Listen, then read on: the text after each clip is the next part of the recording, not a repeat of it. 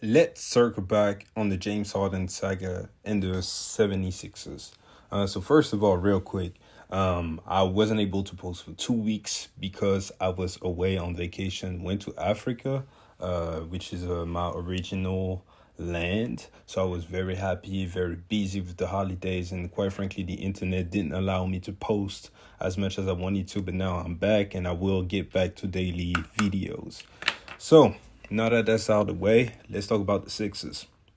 It's a lot of interesting stories going on in the NBA, but when it comes to the final moves, the final trades that we expect, the only one that can really move the needle that has yet to happen, in my opinion, is either the James Harden trade, or if you pay attention to the situation over there in Chicago, potentially a DeMar DeRozan or Zach LaVine trade.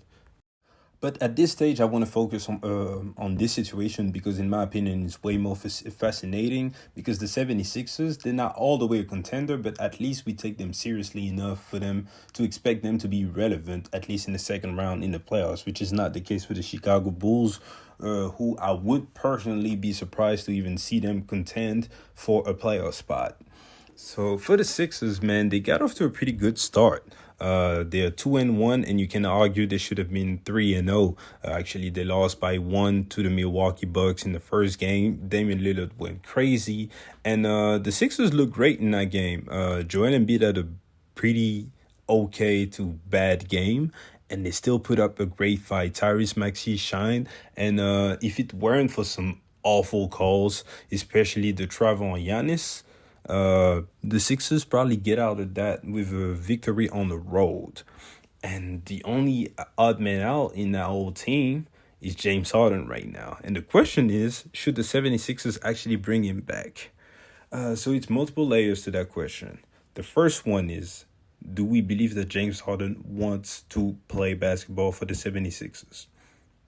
Because it's been reported that right before they left for the road trip to Toronto, he tried to pretty much jump in the helicopter on the team plane, and security said, no, you can't go, and they told him to stay home. But now he's back, he's attended some practice, and he's expected to make his debut on, I believe the next game is on Sunday, so he's expecting to make his debut.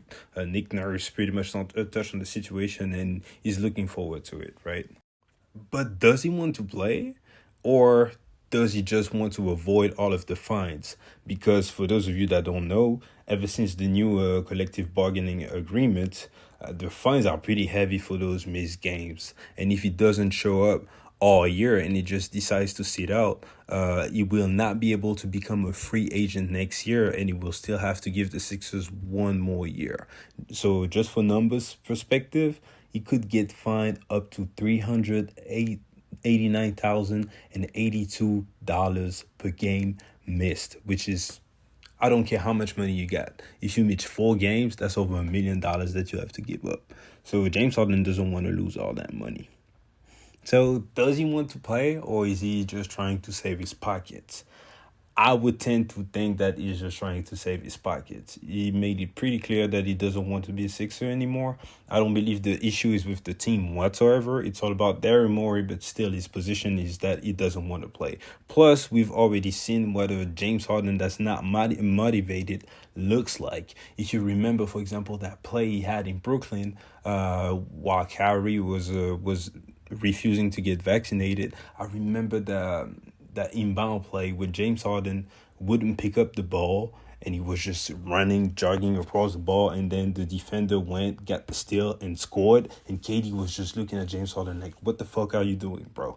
And I don't want to see James Harden going out there and pretty much messing up the whole flow of the team right now. So that's that. If you look at the Sixers as the team, I really like the way they look right now. Do I really trust them to contend for a championship? Probably not, right? Just because of Boston and Milwaukee, right?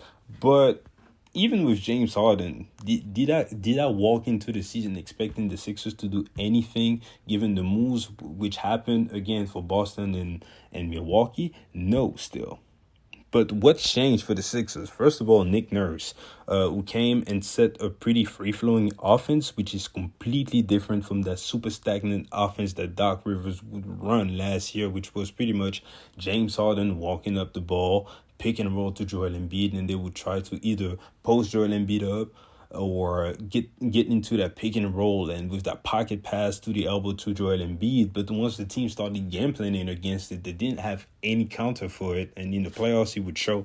And Joel Embiid's efficiency would pretty much significantly decrease just because they would have nothing. You would see teams just double teaming or triple teaming Joel Embiid, and he wasn't able to do nothing. There was no movement, and he's not an amazing passer. So it just didn't work. And James Harden, when it comes to ISOing with the clock running down, is not the same player that he once was. He can't get past his defender at the same efficiency that he once did in Houston. So he ended up in James Harden pretty much having to jack up threes. And he would either make threes and he would have these amazing games like he had in game 1 and in game 4, I believe, against the Celtics. Or he wouldn't make threes and he would look straight up trash out there. Straight up trash. Like he did in game 7 or in game 3 or in game 6. So you don't want that. Other result of the new 76ers squad, they're playing with energy on both hands every single possession. Just because the ball is moving, everyone is involved, and you can see that they're carrying the same momentum on defense, and they look scary out there. Yesterday they just had 17 blocks, led by Joel Embiid, 7 blocks. So yeah, they just look great on that end. And with James Harden, I don't expect that same energy to carry on, at least on the defensive ends. Tobias Harris, if you look at the numbers, they're pretty much on par with what he was doing last year, but the quality of the shots that he's getting in that free-flowing offense is way better. So I expect if he's getting that same quality of shots in the playoffs, he might actually be efficient and effective compared to what he has to deal with crumbs in the playoffs. And then he's pretty much transformed into a spot-up shooter, which is not his game. Tobias Harris is a rhythm player. He can hit a 3 when he's hot, but if he's not, he's going to look just bad out there in the playoffs if you don't allow him to pretty much being involved in the offense. And in that free-flowing offense, he can be a weapon. And the elite shooting across the board, also from the Sixers, are shooting the piss out of the ball from the 3-point line right now. I believe the team is leading the league in efficiency from 3, just because, again, the ball is moving, and with the couple double teams that Joel Embiid is seeing, it's way easier to actually find an open teammates right now, and they're just lighting up from 3. We are also witnessing the rise of Joel Embiid as a playmaker, who's currently averaging 7 or 6 assists, which is another layer that he needed to add to his game, and that makes him way scarier because we already know that he's arguably the best scorer in the league. I'm saying arguably just because he led the league back-to-back in scoring, right? But in the playoffs, again, you just load up on him and you expect him to not be able to make that great pass. So for him to actually get more opportunities to get other teammates involved makes the Sixers and himself way more dangerous, in my opinion. And last but not least, Tyrese Maxey. Tyrese Maxey is looking like a superstar through 3 games. The offense has been running through him. In fact, he leads the league in touches per game at 91.7 touches per game. So damn near 92 touches a game. He's averaging 30, 6.7 rebounds, and 6.3 dimes per game on 50, 56, 91% splits, which is insane. Is that sustainable? Probably not, right? But I expect him to still average over 25 points in that offense with no James Harden. He's looking that great right now. So I love it. He's also a better defender than James Harden. The team just plays way faster with Tyrese Maxey running up the show. And although he's very ball dominant, also just like James Harden, with just like I said, 92 touches per game, his decision making is way quicker. So the offense still doesn't look stagnant, although Tyrese Maxey is touching the ball, palming the ball every time pretty much. So if I'm Philly, what am I doing? Honestly, I don't want to mess this up. Again, it comes down to one thing. Do you believe that with James Harden, they have a real shot at winning a championship? If I'm Philly, I don't think I did. I didn't walk into this season thinking that, let's run it back, same squad with Kelly Oubre and Patrick Beverly, and now we're going to win the championship. I don't think so. So if you're going to lose anyway, you might as well try something different, empower Tyrese Maxey, and maybe you get a surprise. Because at this stage of their career, I have more faith in Tyrese Maxey to be an effective scorer, second option, night in and night out. Not like James Harden, 40 points one game and 10 points the other game when it comes to scoring in the playoffs. I like that. Let's see. Plus, obviously, Tyrese Maxey is only 22 years old.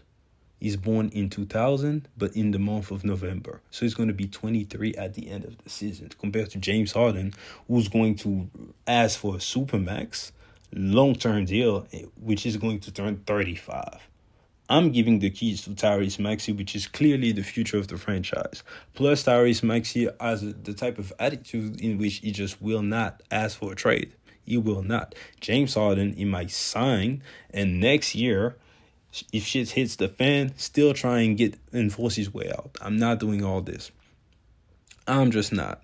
So, yeah, man, if I'm the 76ers, I'm trying to get a 3-and-D player plus a bench player for James Harden, maybe some picks, but you got to get that extra wing depth, and you just move on, man. And you never know. Maybe you get a good surprise. But again, just because the expectations, you're not the favorite, even with James Harden, why pay him? Why pay him? I'm not doing it. So anyways, we're going to close the video right here. These are my thoughts. Again, appreciate you guys for checking me out. If you made it this far, please get in the comment section and give me your thoughts. Should the 76ers, trade James Harden or keep James Harden, give him a shot? If you agree with me, let me know. If you disagree, that's fine. Let's talk about it. Please like the video. Please subscribe to the channel. And I'll see you guys later. Peace.